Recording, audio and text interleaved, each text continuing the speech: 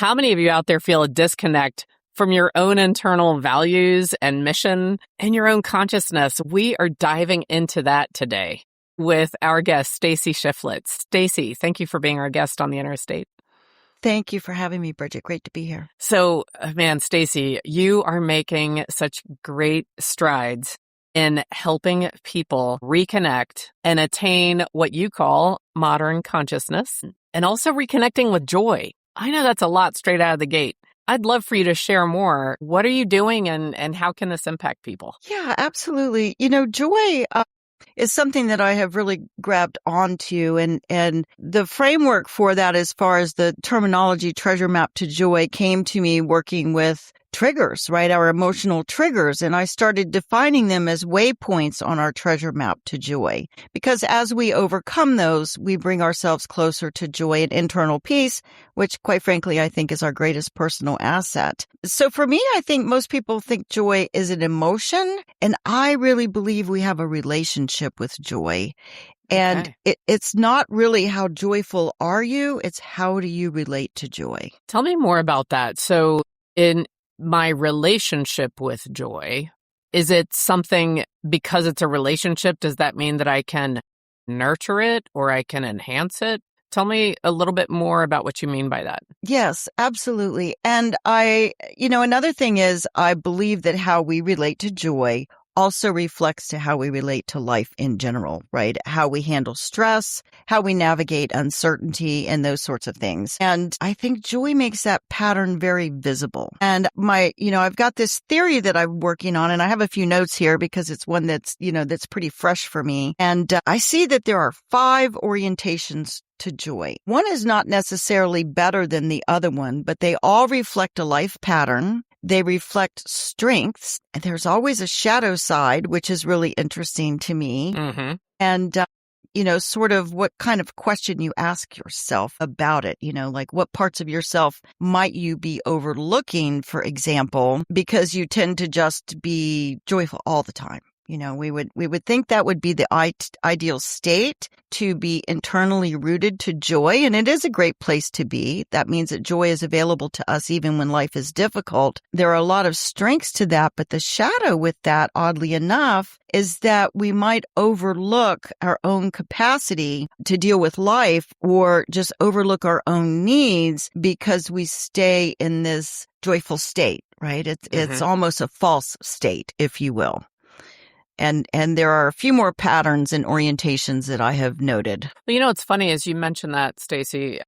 It makes me think of comedians and how often some of the most successful, most well-known comedians actually have had significant struggles with depression and darkness, I'll just say. So is it similar to that? Because they appear to be happy and laughing all the time, and yet oftentimes it's a mismatch with what's really happening. Is that part of that relation? I think it could be part of it. I think with the people that we see in the public eye, often, it's a mask or it's a character that they are portraying. Right. And I think I know like some of the comedians that you're talking to about, because some of them were very much loved. We never really know what's going on behind closed doors. And it's difficult to say if they were feigning being joyful. I don't think they're necessarily feigning being joyful. Right. I think it's a persona they present. But to that end, a lot of us present that persona that we're fine even when things are not fine. When we're not. And That's it's right. kind of, when do you draw that line, and when do you find your voice, and when do you realign back to your values and what's most important to you? And I think that's part of, as I'm learning more about what you do with modern consciousness and joy, it's not so much what the outsiders are perceiving. It's how you are connecting with your own self and what you're seeing in terms of your own true feeling. Like alignment is important for you, right? It is. It's very, very important. I think there are 2 things that are really important. One is understanding really how you're experiencing your current life. And we overlook that so often. We measure so many things, right? We look at our bank balance and we get the oil changed in the car and we check our financials, but we never look at anything holistically and the pattern that it's creating in our lives. And what I find happens with many, many people is that the momentum of their lives, what's carrying them forward, starts to become their activities. It's the schedules, and they end up just keeping up. Things keep getting piled onto those schedules, often with very good intentions, but with a lack of understanding how it is truly impacting every area of your life. Right. So I think that is a very, very important place to start any personal development, clearly before you make any decision, right? I think it's very important to understand where you are in each domain of your life, as well as the overall theme in your life, right? What you're experiencing. And the second thing that I think is so important is also to sit down and understand your aspirations in those same areas, all of those same rich dimensions of life. What do you, and I don't put it in terms of external achievements. I ask my clients to view it in terms of how do they want to feel? What experience, for example, do they want to be having with their career? Nobody wants to feel frustrated every single day when they get up and go to work, right? That's not a recipe for success. That starts spilling out into the other areas of your life. How do you want to feel in your relationships? It's more, what is your internal temperature on those things? Because that is what defines for us what we want to work toward creating in our life, is more of that. We want to create more of what we want to be experiencing, not more of what we don't want to be experiencing. And it sounds, when you describe it with that clarity, that sounds like something that should be easy and come naturally to us. And yet you and I both know from experience, probably firsthand as well as with our clients, it does not come naturally. And it is easier to say than to do. Why do you think that that's the situation? Well, I don't think we're taught that, right? We're handed so much, which is how it has to be, because we come into this world helpless and we learn and absorb everything around us from our families, the institutions that we're enrolled in, be it school, what have you. It's just kind of the way that it is. And I don't know that we're ever really taught to sit back and look at our life as a living thing. I look at my life as a stakeholder. Similarly, right, back to my consultant days, right? When I was doing business process reengineering and implementing these massive systems in federal government offices for federal government agencies, all the people that we talked to were all stakeholders in that process, and you kind of had to get everybody's buy-in. I think all of the areas of our lives are actually stakeholders. I think our most cherished relationships are stakeholders in our lives. And I think that it is important for us to understand not only what we want to create, but what we want to preserve. And we overlook that, right? We might see the career opportunity and the trajectory and we think, oh, that's what we want to do. And that's just an easy example for most people to, Right. to understand and relate to, which is why I choose that one.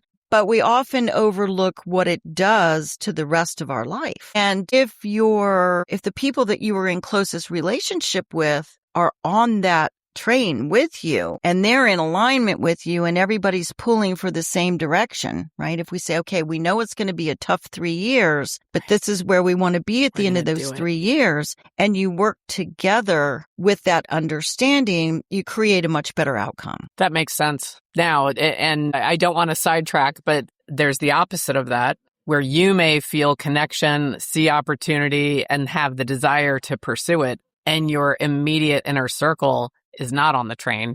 They're still on the platform, or they're on a southbound train, heading in another direction, that can definitely interfere with decision making and alignment, and I'm assuming also joy, right? So I'm not.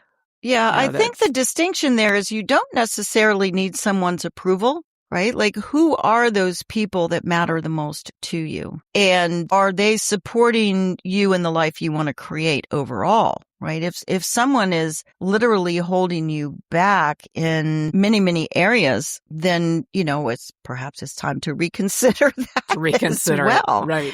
It's our choice, and we don't necessarily need anybody's approval. But if we're in partnership, a true partnership, then that we should work, I think, together. Well, Stacie, I disrupted you when you were starting to share with us the 5 areas in relationship to joy. I sidetracked you when you mentioned the shadow, and that I would love for you. Can you go back and share with us more about those different areas? I can. The first one, as I mentioned, is that it's internally rooted, which means that joy is available even when life is difficult. And the pattern there really is that I can remain connected to myself regardless of circumstances. It doesn't mean we don't grieve. It doesn't mean we don't get upset, but it means that we know that joy is there as a foundation of our life, and that we can return to joy and we can return to gratitude even in difficult times, and that we can nurture ourselves through those difficult times. Then there's conditionally rooted joy, and that is when joy becomes available to you when some internal condition is resolved. So these people with this orientation can't really experience joy unless they have internal clarity before they fully engage with it. So the question to ask those people, not those people, but the people that have that orientation really is, can you coexist with joy and uncertainty at the same time? Because one doesn't necessarily negate the other. Right. Clarity is huge, right? Having absolute clarity on a big decision is huge.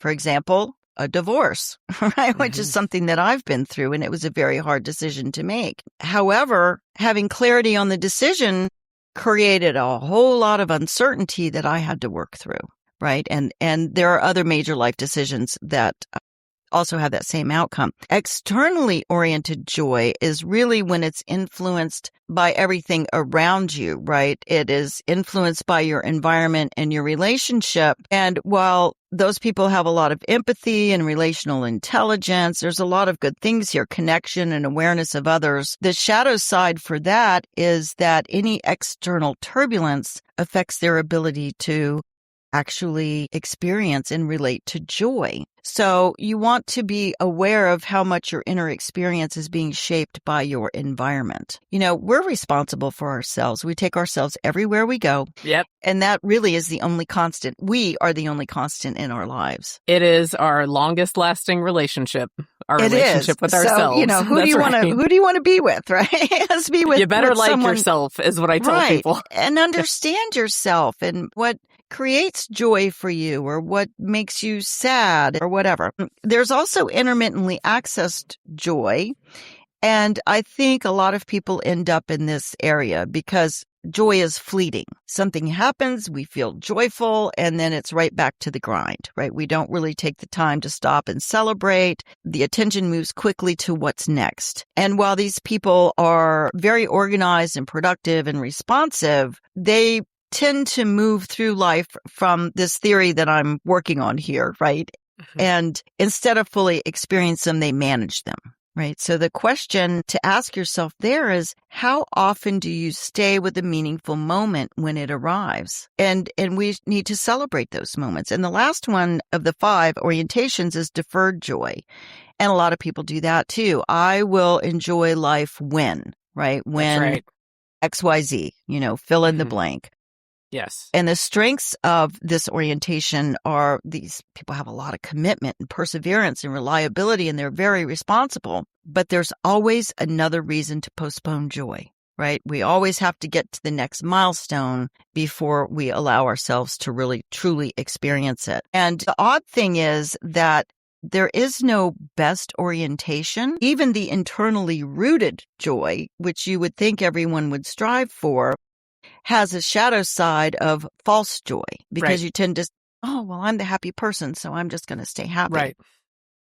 Every single orientation toward Joy has strengths. Everyone has trade-offs. And we develop these patterns for good reasons, right? Somewhere along our childhood, we develop these patterns. And the purpose, I have a quiz for this actually on my website. The purpose of this is really to see yourself, because the more awareness you have about yourself, you have more choices. You have a better understanding. You have more depth to decision making. It's more input. Right. And the more input we have, the better output we can create. I think that's really important. When you think about having confidence and clarity, and especially in big decisions, I feel that a filter that we can incorporate in that decision making that's in alignment with us as an individual is going to allow us to feel more confident in the decision. It does. And they're not always easy decisions. No. No. We make a lot of difficult decisions through life. So it's very supportive of making even those difficult decisions. So one of the thoughts I had as you were sharing that information, you were describing it, I was like,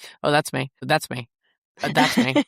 That's me. Okay. So is our relationship with joy and our orientation with joy, is it something that is always the same, or can it be different at different stages and phases of our life? I think that it evolves, right? Mm-hmm. And I think that we can also nurture it and evolve it and create more joy in our life. But if we're not it's just like with anything else, right? If we don't understand more than what we see right here, with the blinders on, this is our personal worldview. So the more we expand our worldview, it opens our understanding and awareness and allows us to be more conscious and intentional about our choices. And those choices can be as simple as how we react to something, right? How we communicate with people. A lot of people don't stop and think about what they're saying and how that impacts the other person. I'll give you an example, just a brief example. I know someone that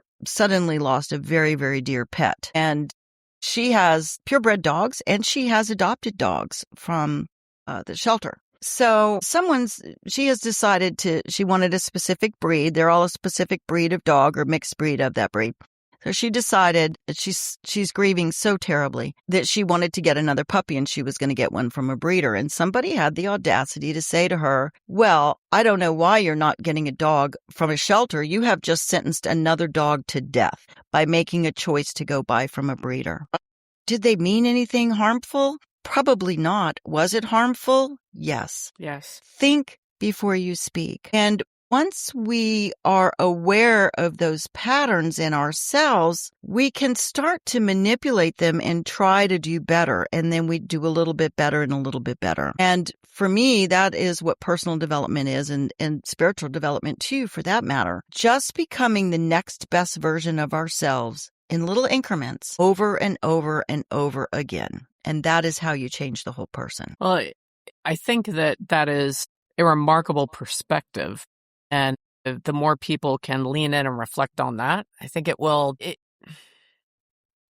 a very overused word. But if you actually lean in on what Stacie just said and incorporate that into your own thoughts on a daily basis, I believe you'd be able to be more in alignment with yourself. So is that a core component of modern consciousness? That daily, it is, yes. I am going to just be slightly better me today than I was yesterday. Is that a part of that alignment?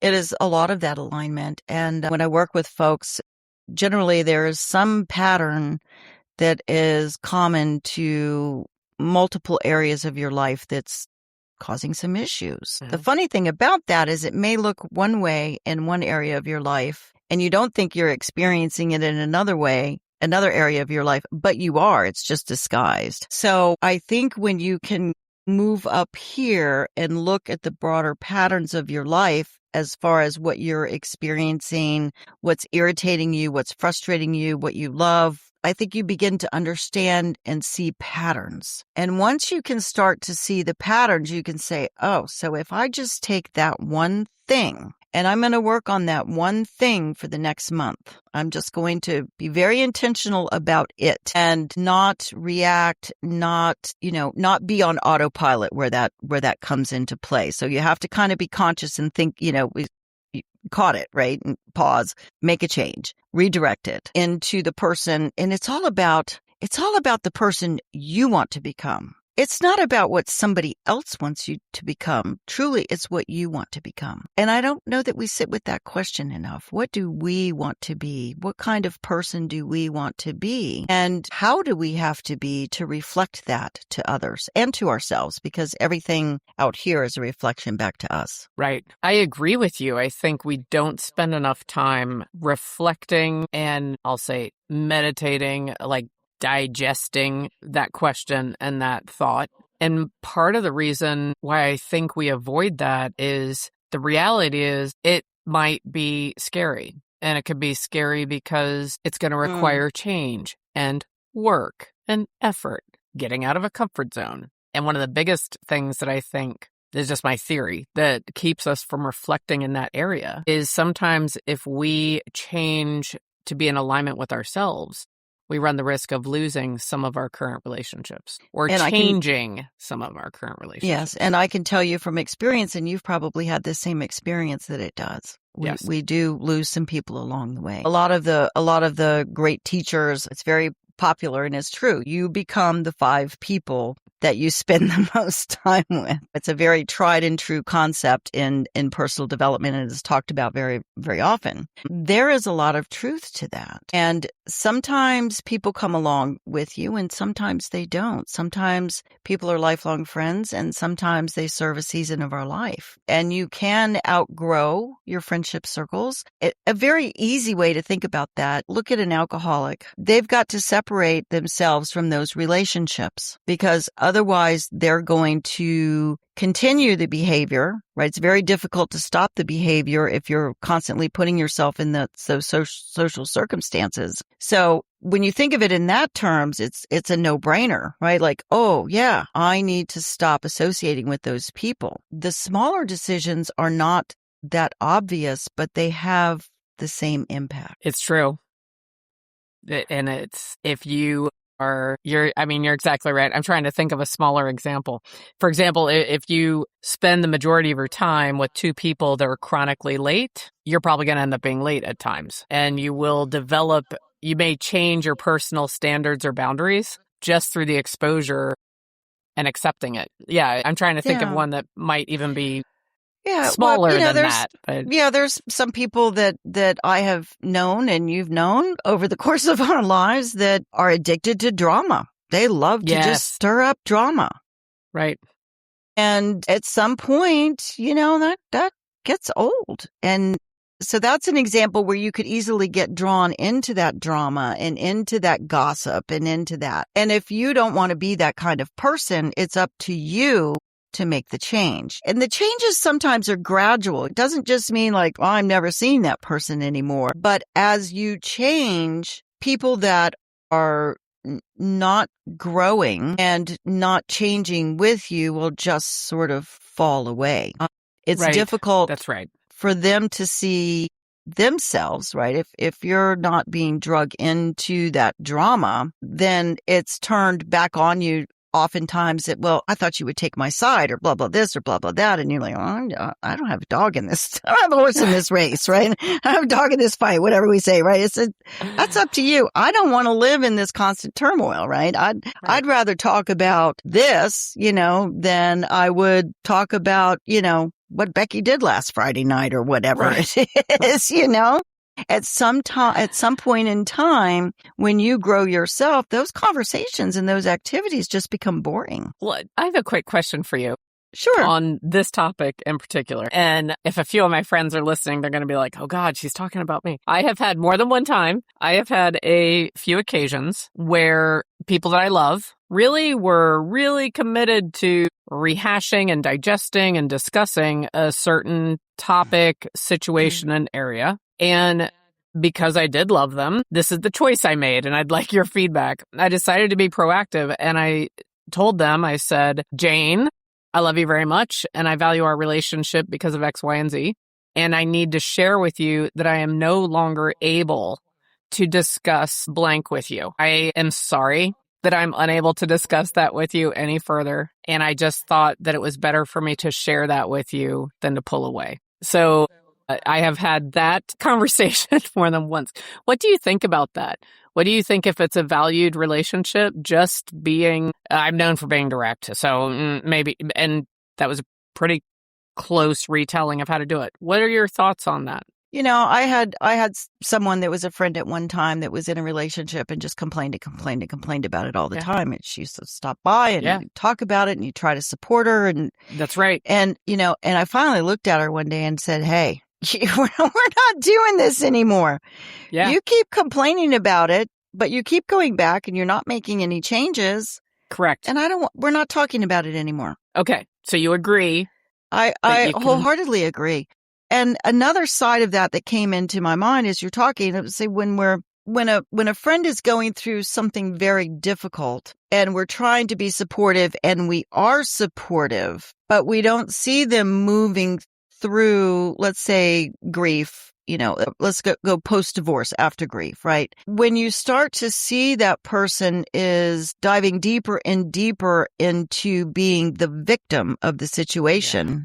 Right. Instead, we're all a participant. None of us are perfect. But when your story becomes, I am the victim of this circumstance, you have given away all of your control. That's right. You have no ability at that point to influence because you're blaming others. The other isn't going to change. The only one that can change is you. So, yes, I get what you're saying, Bridget, and I've said it myself. Okay, good. And by the way, I should add in there, again, this wasn't like fresh out of the gate, a friend coming to me for comfort. This had been after and I think I've got a pretty high threshold. So it had been an extended situation the few times that has occurred. And same situation most of the times they have come back and said, thank you so much. That just like sort of was the snap of the fingers that shifted how they were thinking. Was it overnight? No, but it was something that was allowed them to progress.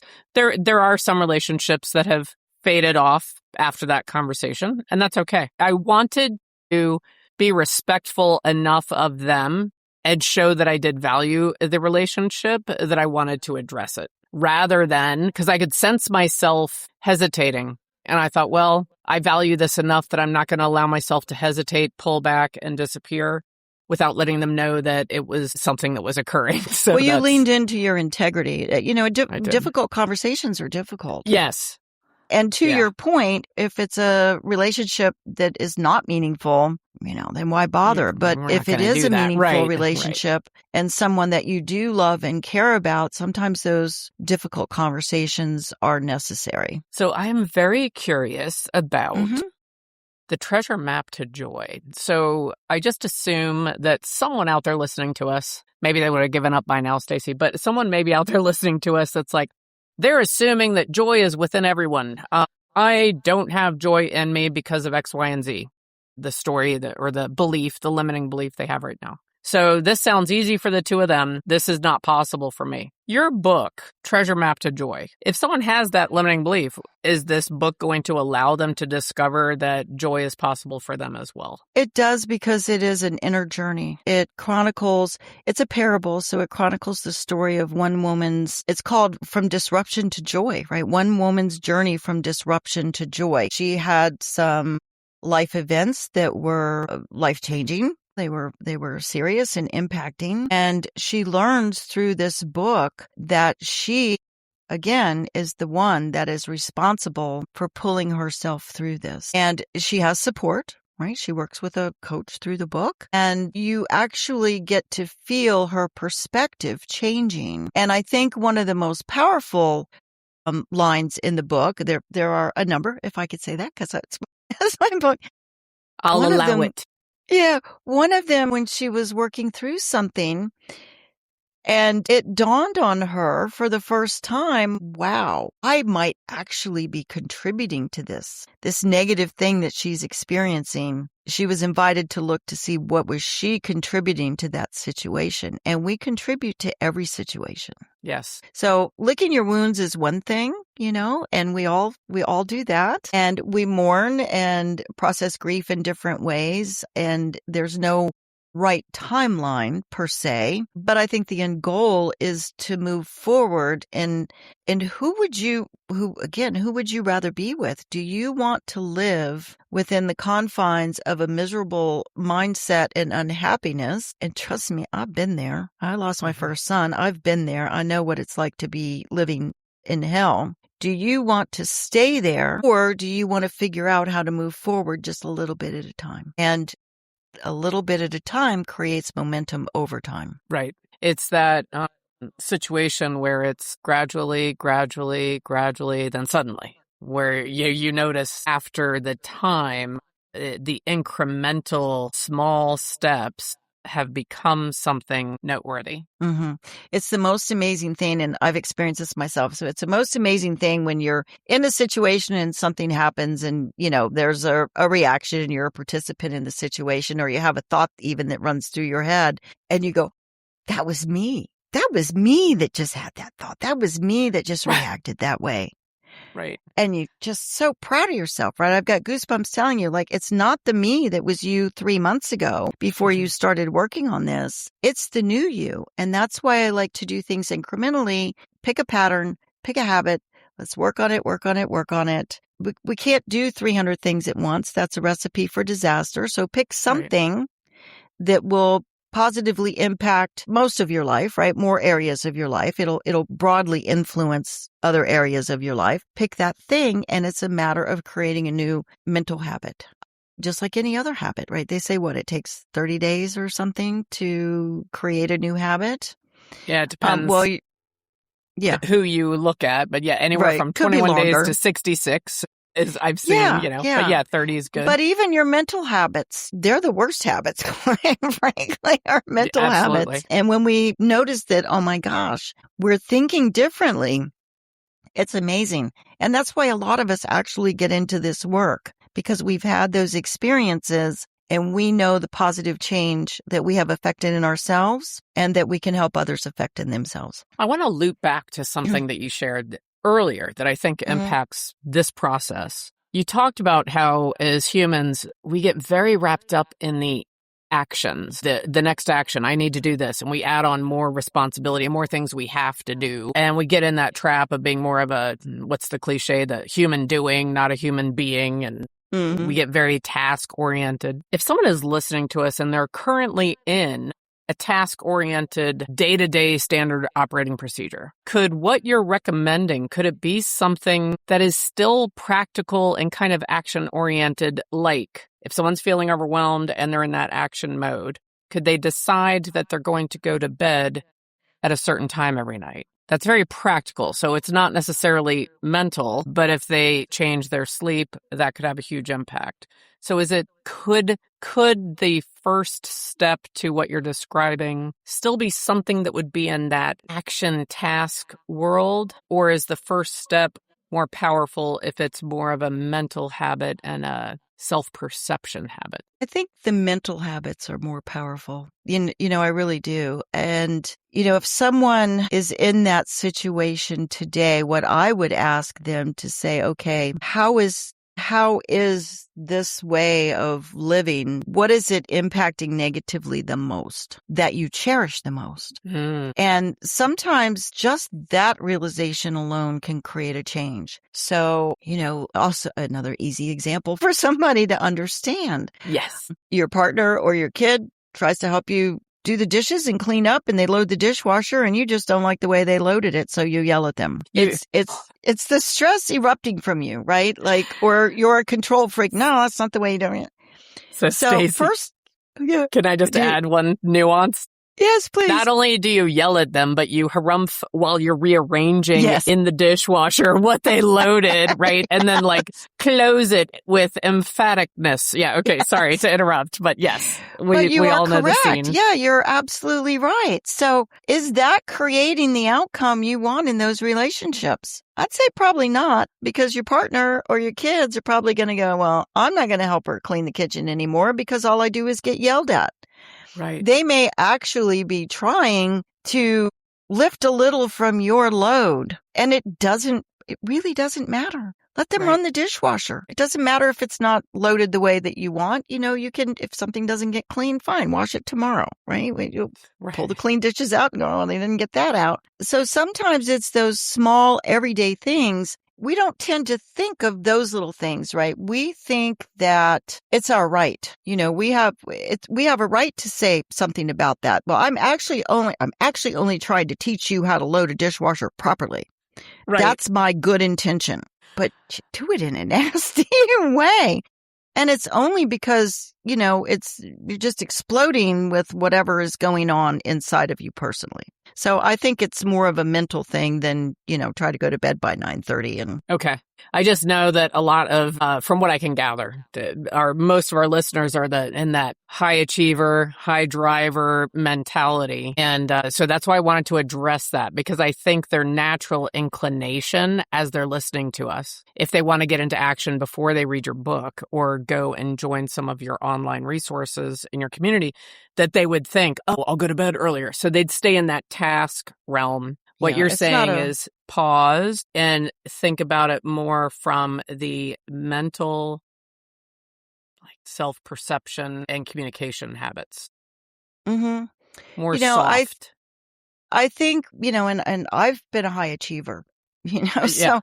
Right. And we do. Yeah. We tend to go and go and do and do and do.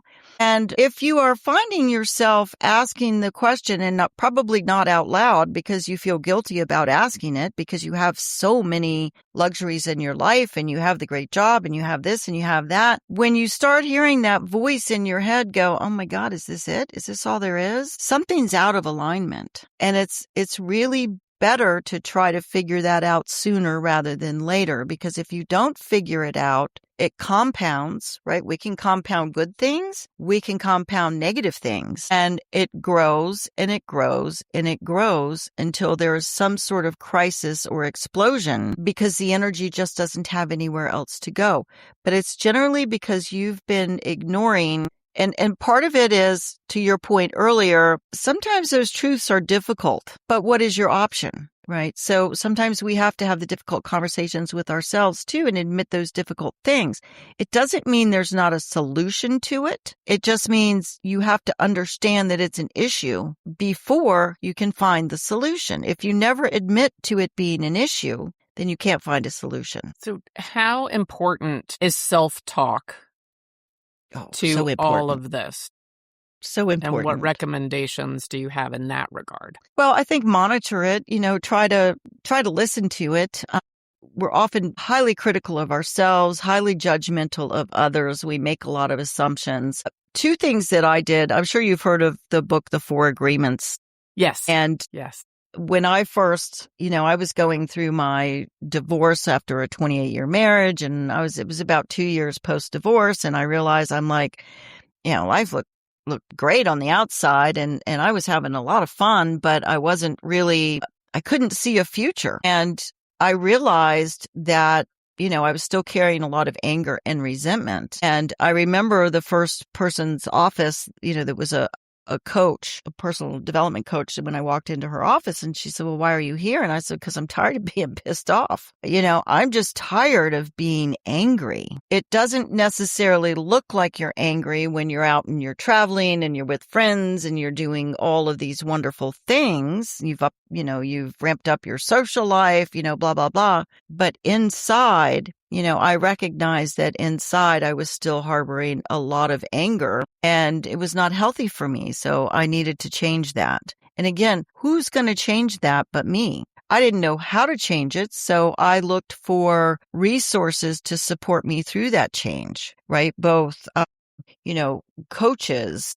Some people have therapists. Go to some seminars, webinars, read some books, find something that interests you and expand your field of vision from your worldview to something that's a little bit larger, because that information that you gain through those processes starts to change the lens that you're looking at your life through. I agree with you. It also allows you to make connection if you desire. But you can also be there and just participate, more receiving and hearing it. You don't necessarily have to connect. I think one of the things that is so meaningful is that you will realize, whether you make connections or stay kind of to yourself, you'll realize that you are not alone. You're not the only person who has faced what you're facing.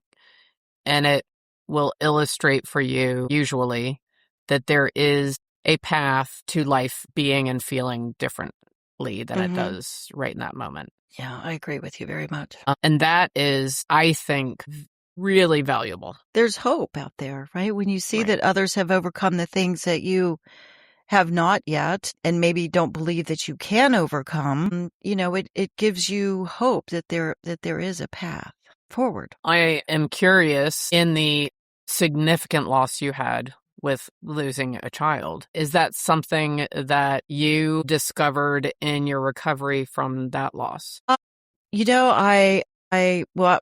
I was married at the time, and I had the support of my now ex-husband and my parents and his family. People were supportive. My doctors suggested that I go to a group grief therapy session, right, with parents that had lost children for all sorts of reasons. Now, I was not, I had not done all this personal development work at that time. I was in a living hell. There's no other way to define the experience of losing a child for me. And so in this group, there was a gentleman that stood up and spoke. His wife was not with him, and people had lost their children for all kinds of reasons at all kinds of ages. So his wife, it had been 5 years since their child had died, and she still could not leave the house to go to the grocery store. And I understood that because I didn't want to leave my house either. I didn't want to go back to work. I didn't want to do anything, right? I didn't want to answer the door. Somebody might be delivering some more flowers, so I understood it. But what I also understood in that moment when I left was, wow, I don't really know that I want to be living what I'm living emotionally right now in 5 years. And the stories that we tell ourselves can really support us through something. So I could have told myself the story. Now, my child was an infant. He was only a month old. And I could have told myself the story. And I had a brief moment that I did, that I had been robbed of a lifetime with this child, right, of having experiences with this child. But that's not the story I stuck with. The story that I stuck with was, I am so much better off than all of these wonderful people who have a lifetime of memories in their homes with these children. When the Christmas tree goes up, they remember the Christmases with this child. They remember the high chair at the kitchen table. They remember whatever, right? All of these things. I did not have those memories in my home. So I leaned into the belief that somehow it would be easier for me because I didn't have that. I could just have easily had stayed stuck in the story that I was robbed from enjoying my child. And why did this happen to me, right? So, and I was not, as I said, I wasn't in personal development at the time. I hadn't done all this deep work, but I still had that realization. So some of these, I guess I sort of have naturally. I do have a natural tendency to see. It's one reason why I was so successful in business in many different industries, right? I have a natural ability to see big pictures in detail and spot patterns, kind of all at the same time. But what we tell ourselves, the meaning we give any situation is how we experience that situation. Right. Now, sometimes the meaning is actually the meaning, right? They are just not a person you want in your universe anymore, right? You are not living like this, and that is the right meaning. Right. So I don't mean to sugarcoat it. You don't talk yourself out of something that is the better thing. But all of our experiences are the meaning we give to it. And that's the meaning that I chose as I processed my grief from that loss. Did you find that group setting worked for you for a small period or a longer period? I never went back. You never went back? Okay. I never went back. One session. And just while we're on that topic, and I'm not a doctor, I'm not proclaiming to be, but I hope people know that's okay. You can go to something once and you can take what you take from it. You could go for a while. You could go forever, right? And there's not a right or wrong. And you could also reach out in that group setting. And if it doesn't feel right, it doesn't mean that there's not other doorways you can walk through for healing and growth. Maybe you are very internal, and maybe doing some meditation and journaling and self-reflecting, right? So just, I guess, I don't know why I feel compelled in this moment, but if you happen to attempt to allow joy into your life and the first thing you try doesn't work, it doesn't mean that something else. Yeah. You just keep trying until you find what works, what works for you and what connects. And it does sound like you had a powerful impact from that one meeting. Yes, I had a very powerful impact. I was like, that's all I needed to hear. And I didn't feel the need to go back. And to your point, I didn't feel guilty about it. I didn't feel pressured into it. It was my decision. It's not anybody else's. And that one thing was monumental, and it was divinely timed for me to receive that message, actually to hear that experience and me process it in the way that I did. And had I not gone, that would not have happened. Right. It is funny how sometimes one encounter can lead to a whole different trajectory for your life. Mm-hmm. Yeah. And it's so funny, that man, whoever he is out there, has no idea that he had such a big impact. And how positively that impacted me from their tragic situation. And I have wondered from time to time, did she ever venture out? I have no way of knowing. I hope that she did, for her sake. Yeah, I hope so too. Yeah. So that's how marriages end and everything else, right? Yeah. A lot of marriages don't survive the death of a child. Mm-hmm. And that could partially be why. Well, it's funny because it's possible, and that sounds like there's, time frames involved. But, had you not gone to that meeting and heard that and had that, it sounds a little bit almost like I'm not minimizing it, but like a light switch kind of moment that changed your perspective, you may not have written Treasure Map to Joy. We don't really know how many things lead us to what we achieve and accomplish and what we give back to the world. And it's remarkable Life to is a think mystery. about. Yeah, it is. It's remarkable, a remarkable mystery. It's a mystery wrapped in an enigma, hidden in a puzzle. Let me find all the cliches. Yeah, it's fun. So I just want to ask you one other question, and this might sound like semantics. I don't mean it for it to sound that way. For you, what is the differentiator between happiness and joy, or is there one? I think the differentiator for me is I view joy as a foundational structure. It is something that can support everything else in your life. I think happiness kind of comes and goes. Joy comes and goes for a lot of people as well, right? The intermittently access to joy people. I think happiness is more of an emotion, and to me, joy is very much a foundation. Joy and gratitude is a foundation that you can reach into time and time again. And it's not situational. Right. My next question for you is, there is a phrase out there and probably some word art lurking at a Goodwill right now that's choose joy. So how much of joy is a choice? Well, I think we have to allow it.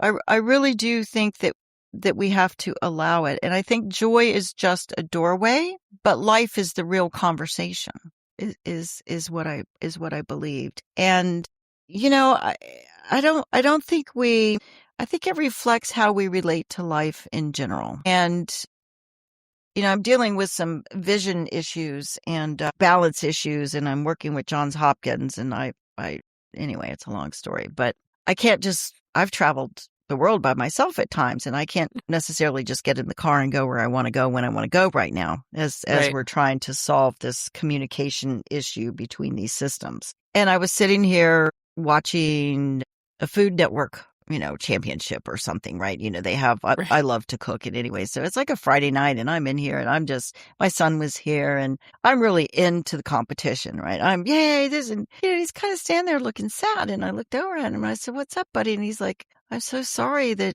you just have to, that you can't go anywhere." I mean, he would take me somewhere. I could have a friend come pick me up, but he's like, the gravity of the situation was really hitting him that, oh my God, here's my active mom sitting here on a Friday night, hoo-hawing at the, at the food competition. And I think that's where joy comes in. I was fully present at that moment, watching something that I enjoy watching. And I wasn't ruminating on life or, oh my God, I can't believe I'm sitting here in the house. So that's what I mean about being present with joy, that it can overcome and overshadow some of the other things. It doesn't mean that I haven't had moments where I've had some grief or gone, oh my God, I don't know that they're going to find a solution to this. And I don't know that they are. But I still know that I can lean into joy in other areas of my life and in other ways. Even with my vision, I have vision. I can see you. I can work at my computer. There's a lot of things that I can do that other people cannot. Right. I had an appointment with one of the doctors at Johns Hopkins earlier this week, and I kind of said to her, I said, this is kind of, I really would like to find a solution to this. But I said to her, you almost feel bad because I know that a lot of the other kids that come in here, because some of it's congenital and so on and so forth for people that are so much worse off than I am. And I am grateful that I am not in that position. Does that mean that this is not significantly impacting my life? Right. No, it's significantly impacting my life. Right. But still lean into joyful moments, I guess is what I'm saying, because otherwise, what are you going to do? You're going to be miserable all the time. I don't want to be miserable all the time. I feel like what you were describing there is you're putting it into a perspective that allows you to still have power. Yeah. Thank you. Because I didn't find very good words there. I went around and around. But it's still finding my power. I love that. Yes. Yeah. So I'm glad that you're going to Johns Hopkins. On a coincidental side note, that's where my mother had a cornea transplant several years ago that's been very successful and had a good for her. Big impact for her. So I was there with her, and I just really love the team that operates, and I'm assuming you're probably in a similar or adjacent group, but that their eye and vision care at Johns Hopkins. I'm actually in their neuro-ophthalmology. Yeah, they are a world-class operation. The really doctors in Florida were finally like, well, we can't do anything for you. And I said, well, what am I supposed to do? And they're like, I don't know. So I said, okay, well, I'll figure it out. I've figured other things out. I'll figure this out. And I'm the one that referred myself into Johns Hopkins. Nice. You can do I think that. You landed in a good place. Yeah. From my secondhand, that was my hope. Inner circle experience. I think you're in a good place. Yeah. Well, Stacie, this has been a remarkable conversation. I feel like I could talk to you for hours. If you are looking to have more joy in your life on a more consistent or in a more aligned manner, highly recommend Treasure Map to Joy. Thank you. Your book that came out. And then you did mention that you have a quiz, you have resources and things available in your website and your social media. And that's with modernconsciousness.com. Yeah. Mm-hmm. So please reach out and connect in a manner that is best for you with Stacie and what she has available there for you. But I want to thank you for sharing with us and being so open. I find that your journey is inspirational and that your work is potentially going to have an impact on a lot of people. Thank you so much, Bridget. I've enjoyed it as well. If you're listening to this episode of The Inner Estate, go ahead and make a comment and let us know, out of those 5 orientations towards joy, which one made you go, oh, that's me. Put that in the comments below. And I hope that you'll come back and join us again for the next episode. Thank you so much.